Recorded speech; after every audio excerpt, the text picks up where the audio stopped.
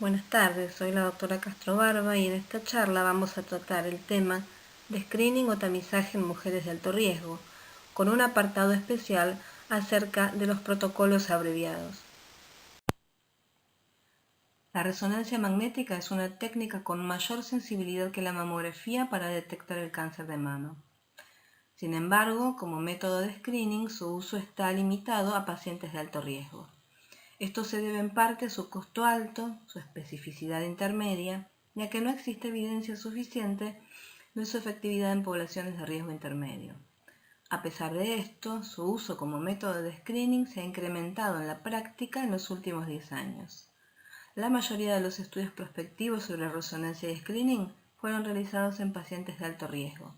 En este grupo de pacientes, la resonancia tiene mayor sensibilidad que la mamografía, pero menor especificidad. Las recomendaciones actuales de tamizaje para pacientes de alto riesgo para una serie de sociedades científicas que están aquí mencionadas incluyen la realización de una resonancia anual y una mamografía. Se definen como pacientes de alto riesgo aquellos portadores de una mutación conocida en los genes BRCA1 y 2 o con alta sospecha de tenerla dado su pedigrí. Pacientes con historia de radiación en el tórax entre los 10 y 30 años, los portadores de síndromes genéticos asociados al desarrollo del cáncer de mama y aquellas pacientes con un riesgo acumulado superior al 20-25% de desarrollar la enfermedad, esto determinado por modelos matemáticos que se basan de manera fundamental en los antecedentes familiares. Más adelante nos referiremos brevemente sobre la estimación de riesgo, ya que es muy importante para la selección de quienes podrían beneficiarse de realizar una resonancia. En su versión de julio del 2016, la NCCN especifica algunas cuestiones a tener en cuenta acerca de la resonancia magnética y estas son: primero, su mayor sensibilidad que la mamografía, aunque menor especificidad, lo que puede llevar a falsos positivos y mayor tasa de biopsias con resultado benigno. En segundo lugar, la imposibilidad de detectar microcalcificaciones y por último, el hecho de no haber trials que evalúen el impacto en la sobrevida. Todo esto implica que la selección de los pacientes para realizar el estudio debe ser cuidadosamente llevada a cabo. Teniendo en cuenta estos aspectos, postularon recomendaciones basadas en trials no randomizados y estudios observacionales y otras recomendaciones basadas en consenso de expertos. Las vamos a mencionar. Las recomendaciones basadas en trials no randomizados y estudios observacionales son para pacientes portadores de la mutación BRCA1 y 2 y sus familiares de primer grado, y para pacientes que tengan una estimación de riesgo acumulado mayor al 20%, definido por modelos matemáticos específicos que estén basados fundamentalmente en historia familiar. Hay recomendaciones basadas en consenso de expertos para pacientes con irradiación en el tórax entre los 10 y 30 años y pacientes con estos diversos síndromes genéticos aquí mencionados que están asociados al desarrollo del cáncer de mama. Además, sugieren considerar la resonancia como estrategia en pacientes con el antecedente personal de carcinoma lobulillar in situ, hiperplasias atípicas ductal y lobulillar. A su vez, consideran que la evidencia es insuficiente tanto como para recomendar a favor o en contra de resonancia en pacientes que tengan un riesgo acumulado estimado entre el 15 y el 20%, y en pacientes que tengan parénquima heterogéneamente denso o parénquima denso en la mamografía. También la evidencia es insuficiente para aquellos pacientes que tengan un antecedente personal de carcinoma ductal invasor o in situ. Por último, no se recomienda realizar resonancia como screening en aquellos pacientes con un riesgo inferior al 15%, dado que al momento no existen datos que avalen el uso de screening con resonancia en este grupo de mujeres. En ellas no es costo efectivo, tiene alta tasa de falso positivo que puede llevar a estudios adicionales innecesarios, a una mayor tasa de biopsias, con la ansiedad y el disconfort que todo esto implica. Veamos ahora algunos de los trabajos de los que surge la recomendación de la resonancia como screening en pacientes de alto grado. Aproximadamente el 10% de los tumores de mama son hereditarios y la mayoría corresponde a una mutación en los genes BRCA1 y 2. El BRCA es un gen supresor de tumores y las mujeres que portan una mutación tienen un riesgo acumulado de vida del 60-80% de desarrollar la enfermedad. Los tumores en BRCA1 son diferentes cuando se los compara con BRCA2. Suelen ser, con más frecuencia, tumores de tipo triple negativo, de alto grado histológico, biológicamente más agresivos y de mayor tamaño al momento del diagnóstico. Incluso pueden ser nódulos circunscriptos con una apariencia más inocente en la mamografía. Por el contrario, los tumores en BRCA2 suelen ser receptor estrógeno y progesterona positivos, más pequeños al momento del diagnóstico y con una tasa de crecimiento similar a la de los tumores esporádicos. En esta tabla, aquí tienen la referencia de donde fue tomada, se muestra un resumen de la evidencia en resonancia y alto riesgo. La mayoría de estos estudios fueron llevados a cabo en pacientes con mutación o con alto riesgo de tenerla por sus antecedentes, y 2 de estos trabajos fueron realizados exclusivamente en mujeres portadoras de la mutación. En todos ellos, la resonancia mostró un desempeño mejor que la mamografía en cuanto a sensibilidad. Si se analiza por separado el subgrupo de portadores de la mutación, la resonancia muestra aún mayor sensibilidad con respecto a la mamografía, con una sensibilidad del 100% para la reso versus un 25% para la mamografía. Se supone que utilizando la resonancia como método de screening, los tumores que se encuentran son mucho más pequeños dados los datos existentes, y esto podría indicar que el uso de la resonancia como screening ayudaría a mejorar el pronóstico de mujeres con un riesgo elevado de tener cáncer de mama. Veamos ahora la evidencia basada en consenso de expertos sobre las recomendaciones de la NCCN de las que estuvimos conversando previamente. Aproximadamente del 13 al 20% de las mujeres tratadas con irradiación al tórax por tumores en la infancia, especialmente linfomas, son diagnosticadas con UCA de mama al rondar los 40 o 45 años. Los casos más tempranos reportados ocurrieron a los 8 años del antecedente de la irradiación. Se les recomienda entonces comenzar con una resonancia de tamizaje luego de 8 años de la irradiación, pero no antes de los 25 años de edad. Este es el punto de comienzo. Hay pocos estudios que evalúen la efectividad de la resonancia en este set de pacientes y por ende la evidencia se basa en consenso de expertos. Zung y colaboradores realizaron un estudio retrospectivo en 91 mujeres, concluyendo que la sensibilidad para mamografía y resonancia es similar en este grupo de pacientes, pero obtuvieron un incremento en la determinación de tumores con el uso combinado de ambos métodos. Eng y colaboradores realizaron un estudio prospectivo en mujeres irradiadas por linfoma de Hodgkin. En un periodo de 3 años obtuvieron una sensibilidad de 67 y 68% respectivamente para mamo y reso, logrando con el uso combinado de ambos métodos llevar la sensibilidad al 94%, avalando aún más esta recomendación para este grupo de pacientes.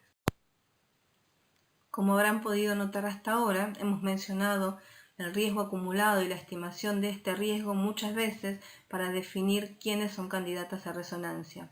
Por ende, la estimación de riesgo es de suma importancia para definir lo más acertadamente posible quiénes podrían beneficiarse del estudio. Los modelos matemáticos de predicción de riesgo comúnmente usados son el BRCA-PRO, el Gale, el Tyrer-Cuzick y el Klaus, cada uno de los cuales utiliza una combinación de diferentes variables para predecir el riesgo. Las estimaciones de riesgo pueden variar enormemente de acuerdo al modelo que se use.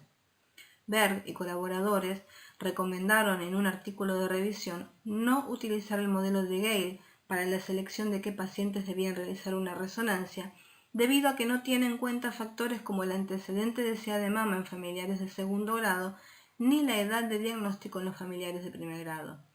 Pongamos como ejemplo que de acuerdo a este modelo, el riesgo sería idéntico tanto si el familiar afectado tuvo inicio de la enfermedad a los 40 años o por ejemplo a los 79, cuando sabemos a priori que tiene mayor peso el antecedente de enfermedad de inicio más temprano. El modelo de Tyrer se menciona como el más adecuado, ya que tiene en cuenta factores tales como la edad, el índice de masa corporal, factores hormonales y el antecedente de CA de mama u ovario en familiares de primer y segundo grado. Estos modelos quizá no sean fácilmente aplicables a todas las poblaciones para estimar el riesgo, debido a lógicas diferencias epidemiológicas de cada país o región. En mi hospital existe un área específica para asesoramiento genético. Los criterios que utilizan para indicar una resonancia son los que vimos previamente de la NCCN. Los modelos de predicción de riesgo que utilizan son el BRCA-PRO o el Titer-Cuzick. En resumen, parece existir variabilidad en los modelos de predicción de riesgo y es probable que deban definirse nuevos que a su vez puedan ajustarse a la epidemiología de cada región. Lo que sí es importante es que la determinación del riesgo sea realizada por expertos. Luego de esta introducción sobre alto riesgo y screening, estamos en condiciones de dedicarnos al tema de los protocolos abreviados. Si bien los protocolos habituales de resonancia con contraste pueden diferir de centro a centro en cuanto a cantidad de secuencias y planos de adquisición, de modo general utilizan aproximadamente 40 minutos de tiempo en el equipo, de 20 a 30 minutos en la adquisición, generando unas 1500 a 2000 imágenes para su posterior interpretación. Seguramente han visto estos temas en las clases precedentes, por lo que no nos vamos a detener aquí en un análisis técnico de los parámetros de adquisición. La doctora Kuhl por primera vez, y luego otros investigadores, evaluaron el uso de protocolos cortos para descartar la presencia del cáncer de mama, con la intención de hacer a la resonancia disponible a mayor cantidad de mujeres y no solo al grupo de mujeres de alto riesgo. Los protocolos abreviados son protocolos cortos, con pocas secuencias, que generan pocas imágenes, que pueden ser leídos y diagnosticados en un tiempo muy acotado por radiólogos muy expertos, obviamente.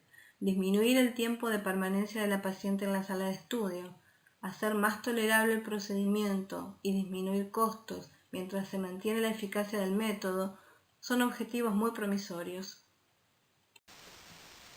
En el 2014, la doctora Kuhl y colaboradores publicaron una investigación llevada a cabo para comprobar si un protocolo de 3 minutos, que constaba de una adquisición sin contraste y otra con contraste y sus imágenes de postprocesado, podría ser suficiente para realizar screening.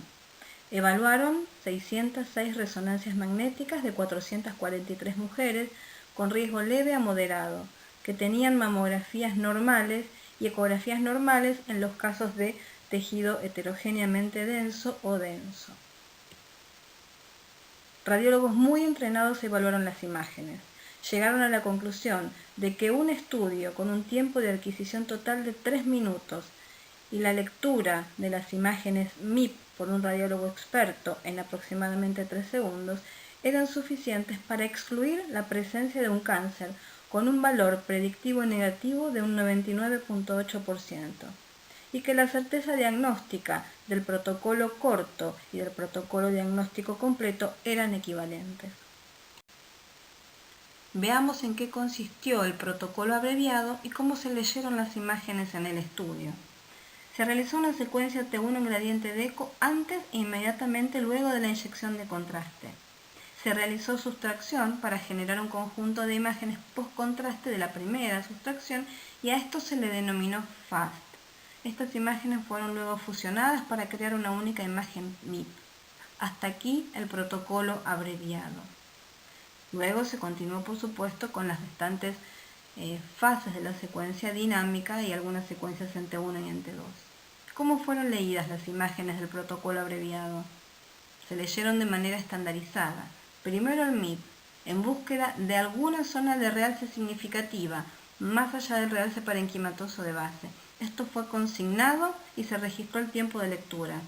Luego se leyó la secuencia FAST y de manera opcional podían mirar las imágenes en crudo. También se consignó el tiempo de lectura.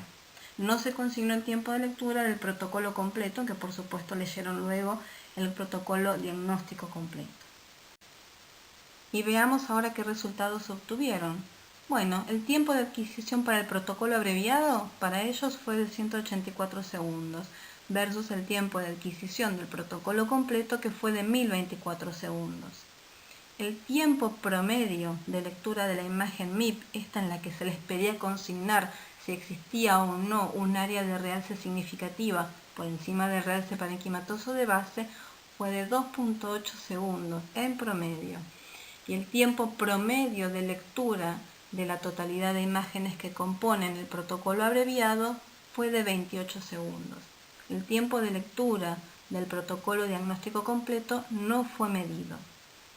Luego compararon la certeza diagnóstica entre un protocolo completo y un protocolo abreviado y vieron que la sensibilidad no variaba de manera significativa entre uno y otro.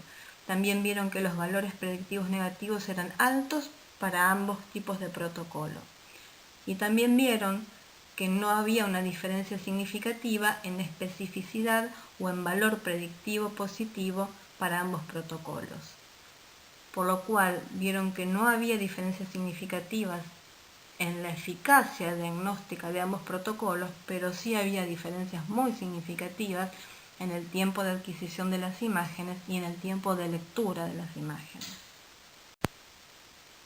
Al trabajo de la doctora Kuhl siguieron otros que también valoraron la utilidad y seguridad diagnóstica de estos protocolos breves, con alguna mínima variación en las secuencias propuestas. Todos coincidieron en que se acortan los tiempos de adquisición con una reducción en promedio de 15 minutos. Todos los trabajos, excepto el de Grimm, demostraron un menor tiempo de lectura del protocolo abreviado con respecto al protocolo completo. Los 6 estudios aquí mencionados demostraron que la certeza en el diagnóstico puede ser similar cuando se utiliza uno u otro tipo de protocolo.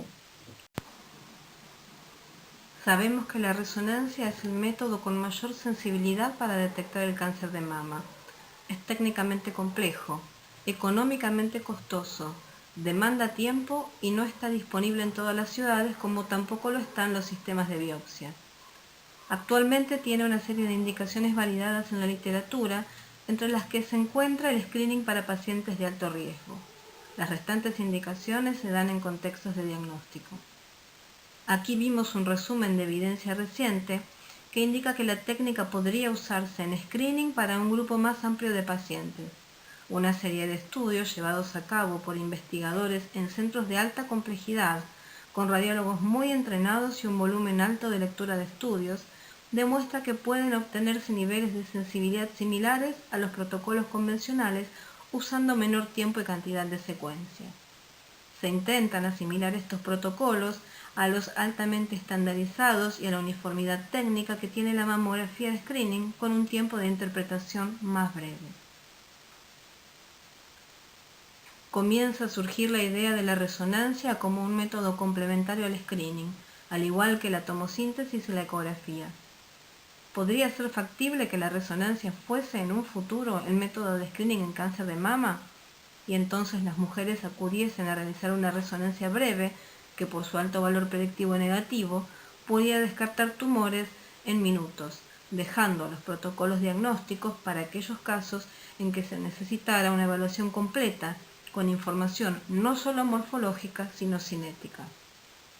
Si, como expresan algunos investigadores, la resonancia fuese capaz de detectar aquellos cánceres que no se van a comportar de manera indolente, entonces se abre un camino de investigación por recorrer que podría modificar las pautas actuales de tamizaje.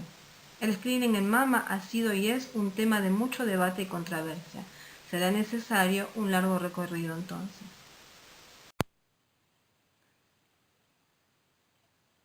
Con la posibilidad de que la resonancia en un futuro pudiera ser un método de screening disponible para mayor cantidad de mujeres en la población, es importante tener en cuenta algunas consideraciones recientes sobre el gadolinio. En el año 2013 se reportó por primera vez una asociación entre anomalías en resonancia de cerebro y antecedentes de inyección repetida de gadolinio. Se ha demostrado la presencia de depósitos de gadolinio en el tejido cerebral, que en resonancia se observa como hiperintensidad de señal en los núcleos de la base en T1.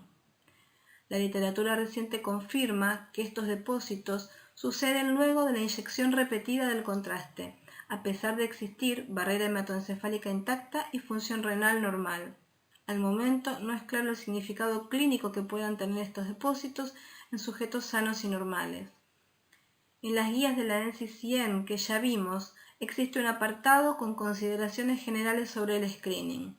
Allí se hace referencia a esta comunicación de la FDA sobre el gadolinio, y allí se explicita que con la evidencia actual sobre los efectos a largo plazo del contraste, se continúa recomendando la resonancia de screening en el contexto del alto riesgo. Hemos terminado nuestra charla y llega el momento de las conclusiones. Los protocolos abreviados han demostrado hasta el momento en series pequeñas tener la misma sensibilidad y especificidad que los protocolos convencionales completos para la detección de la enfermedad. Los tiempos requeridos para adquirir las imágenes e interpretar el estudio son significativamente más cortos que los protocolos convencionales de tipo diagnóstico. Esto podría resultar en un menor costo económico del estudio, haciendo posible que esté disponible para una mayor cantidad de pacientes. Se abre aquí entonces una incógnita sobre el paradigma del screening para esta enfermedad en el futuro. ¿Podrá ser la resonancia un método de screening suplementario como lo es la ecografía? ¿Será el nuevo tipo de screening que tendremos en un futuro? No lo sabemos todavía. Como siempre ocurre con las técnicas novedosas, es necesario confirmar estos datos preliminares con estudios que incluyan un mayor número de pacientes previo a difundir el uso masivo a la población. Resta también recabar mayor información acerca de los efectos a largo plazo del uso frecuente del gadolinio, que implicaría tener a la resonancia como un método de screening que se realizara con una periodicidad frecuente. Por último, les dejo bibliografía sugerida que me fue útil para la confección de esta charla. Espero que haya sido de utilidad y les agradezco la atención.